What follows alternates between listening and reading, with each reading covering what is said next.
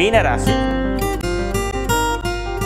మీనరాశి వాళ్ళకి ఈ వారం గత వారానికి ఈ వారానికి పెద్దగా వ్యత్యాసం లేకున్నా కానీ చిన్న చిన్న విషయాలలో తమ యొక్క మాటను ఎవరూ పట్టించుకోవటం లేదే, తమ సంతానం యొక్క తన యొక్క గోడును వినిపించుకోవటం లేదు అనేటువంటి ఒక భావం, అనేటువంటి ఒక బాధ తెలియకుండానే మనస్సులో ఏర్పడేటువంటి అవకాశం ఈ వారం కనపడుతోంది.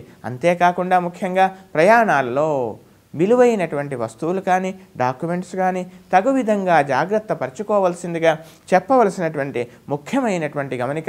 జీవిత భాగస్వామి యొక్క పరిపూర్ణమైనటువంటి సహాయ సహకారాలు, అలాగే వ్యాపార భాగస్వాముల మధ్య చక్కని సన్నిహితమైనటువంటి పరిస్థితి, సన్నిహితంగా ఉండేటువంటి కొంత వాతావరణము కలిగేటువంటి అవకాశాలు కనపడుతున్నాయి.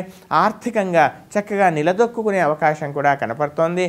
తండ్రి గారి యొక్క ఆస్తుల విషయాలలో ఎక్కడో ఉన్నటువంటి ఒక ఆస్తి విషయంలో ఒక శుభవార్త కూడా మీకు ఏర్పడవచ్చు. ఆరోగ్య విషయంలో మాత్రం అశ్రద్ధ పనికిరాడు.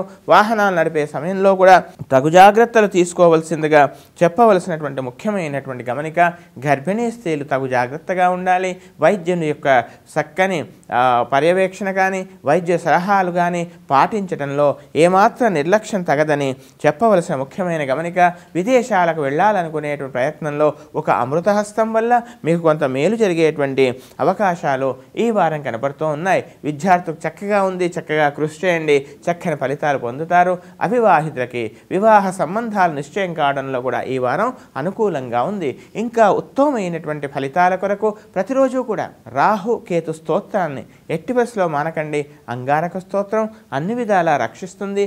ఇంకా ఉత్తమమైనటువంటి ఫలితాల కొరకు ప్రతిరోజు కూడా తులసి వృక్షానికి వీలైనంత వరకు తులసి వృక్షాన్ని పెంచండి, పోషించండి, ప్రతిరోజు నీరు పోయండి. చక్కని శుభ ఫలితాలు మీరు పొందుతారు.